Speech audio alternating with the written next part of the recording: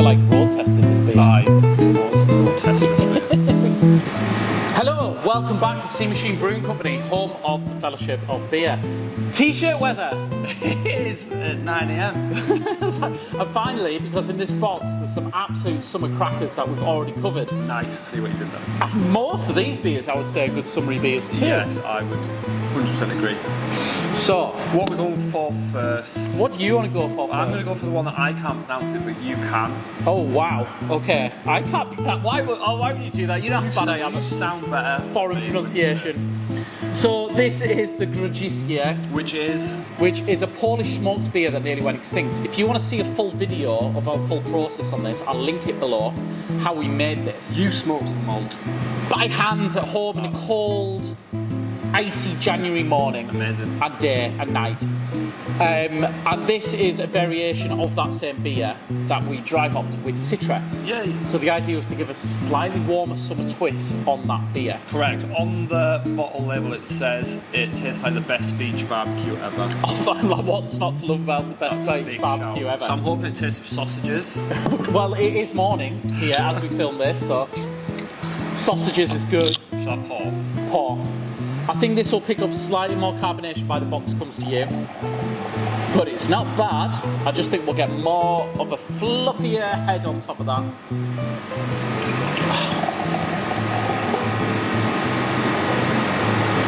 So this section of the box we're labelling the weird and wonderful because we've already done the blondes. There was a lot of Belgian blonde inspired beers. We've done the dark beers, and this is some of the unusual things and where they fit. A bit more out the box. Yeah, In the box. yeah. So the Polish name for this, Yeah. which I can't pronounce because I'm not Polish, is Wędzone Cytrusy, which apparently Perfect. is smoked citrus. Oh, is that what it is? Yes. Okay. Now, if we're right, You do get the Citra on the nose. I smell smoked citrus. It smells like someone's put grapefruit skin on a barbecue, doesn't it? Yeah, it's like fruit and smoke are having a bit of a scrap. It really works with the smoke. Yeah, I'm really happy with that. Yeah. The smoke isn't harsh at all either, is it? No. It's really well It's balanced. slightly tempered by the citrus notes. Those tropical fruit flavours just lift it a little bit, they elevate it. It's Overall, this could be a dangerous beer in the garden. very much so. I mean, not really dangerous, it's nice. only 3.4. Would you say that the addition of citrus made it slightly more quaffable? I don't know, because I had one the other night and it seemed to disappear straight away. Really? Yeah, I mean, like, I'd say it makes it more modern craft for sure. That Down with the homage to like the hazy nipper and things.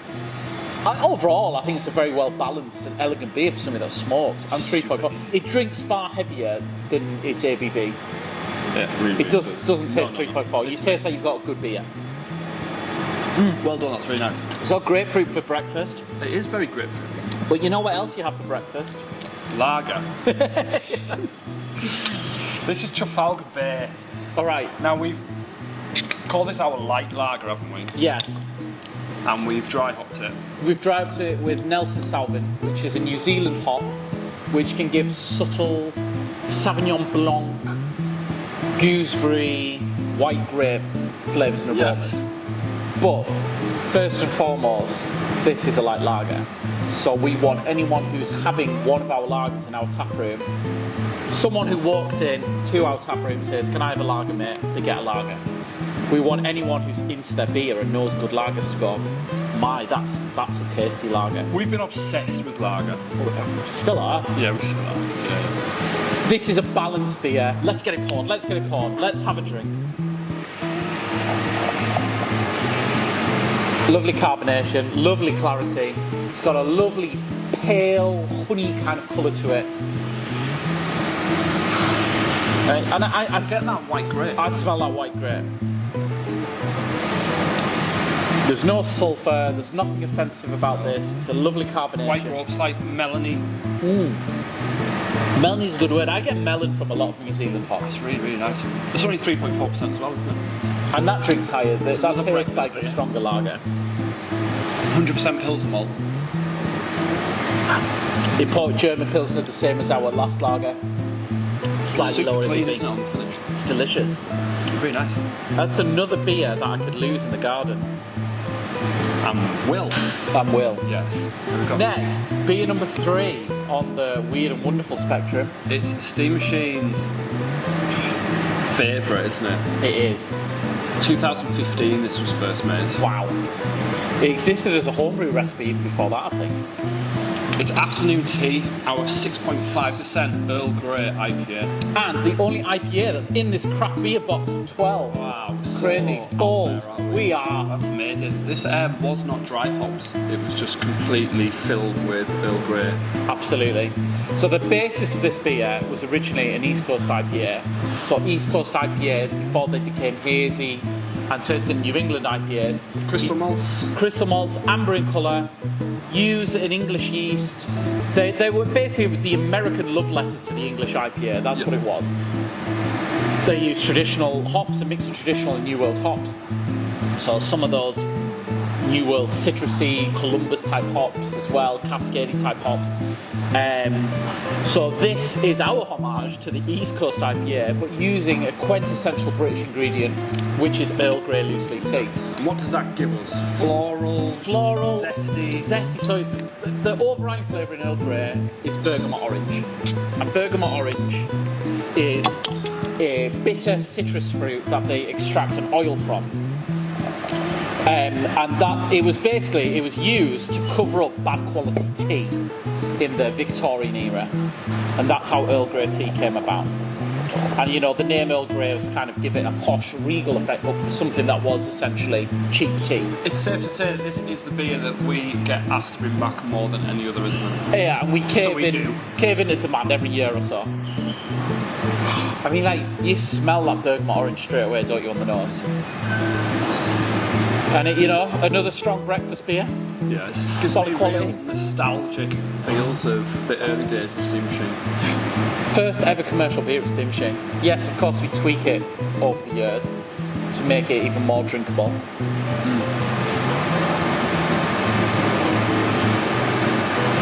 Super quaffable. I always get, and I always have, for some reason it's the tea and the bergamot orange and the interaction hops, I always get this slight gingery note on afternoon tea. Okay.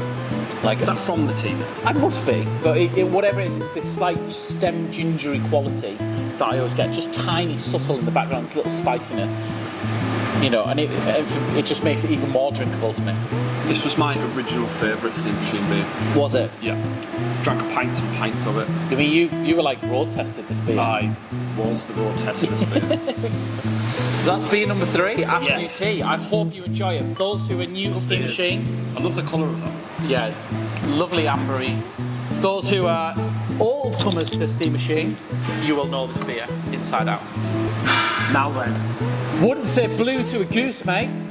Good name, well voted. Well voted. And suggested, obviously. Rioja Barrel Aged Blueberry and Gooseberry Dark Sour. Try say that after drinking 12 beers from a box. That's really got a lot going on, hasn't it? Yeah. And it does have a lot going on, let's be honest. Loads going on. We're This about is to get punched in the face most by this complex beer. beer of the box.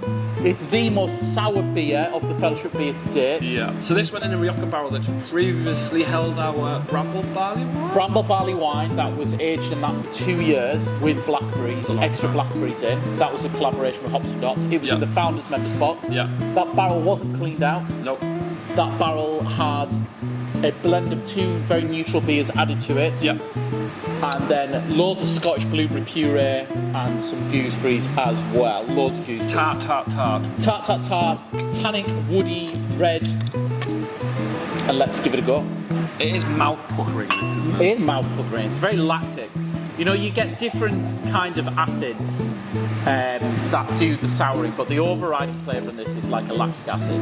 If you remember the Creek, that was balsamic, that had more acetic notes. This is quite clean in its sour quality.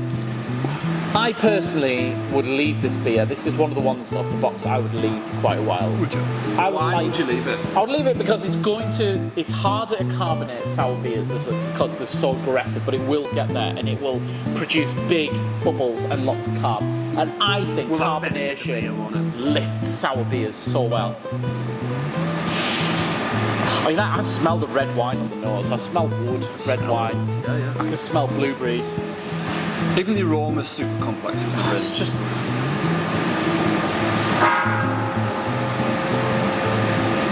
I get freshly picked blackberries. Definitely. Blackberries and gooseberries, you know when they're too tart, you're walking along the lane and you nibble on a blackberry and you go, oh, that one wasn't sweet. Yeah. That's what this tastes like.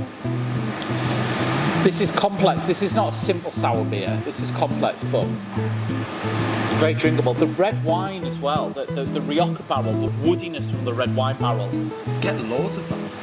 It kind of, it brings it along a bit, doesn't it? Yeah. The tannins add this kind of like thickness to the body of this beer as well. I would have thought I'd struggle with this at 9 AM, but I'm not. This is quite refreshing, actually. Yeah, it's almost like fresh fruit. Like. So for breakfast beers, I think we've done quite well, actually, haven't we? That's really nice. How strong is this one? Can't remember. 5%? 5%. Middle of them both. All good, easy breakfast beers. Yeah, so as we've demonstrated. Do you have a favourite? That's not fair, is it? That's not fair. Yours is probably that though, isn't it? Is it mood dependent? I don't know now. Dude, I love the aroma of this one. I like the aroma. I could just keep smelling and sipping this away, like for a long time. I think this would take me longer to drink than the other three. Not in a bad way. I mean, it becomes clean your teeth as well from the acidity, so it completes the breakfast Good routine. palate cleanser all in between one. sausages, black pudding, eggs. So all in all, this box, 3 sets of beers in there, I think is a very delicious mixed box.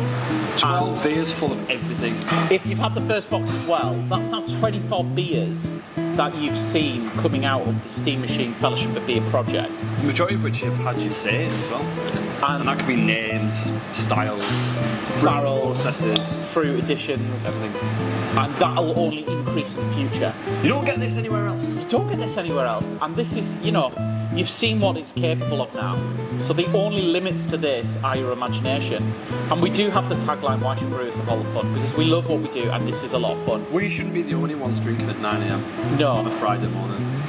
So thanks for watching. And if you're watching this and you're not signed up to the Fellowship of Beer, just do it. What are you waiting for? Got nothing to lose. Spaces are limited for the next box. Very limited, actually. Yeah.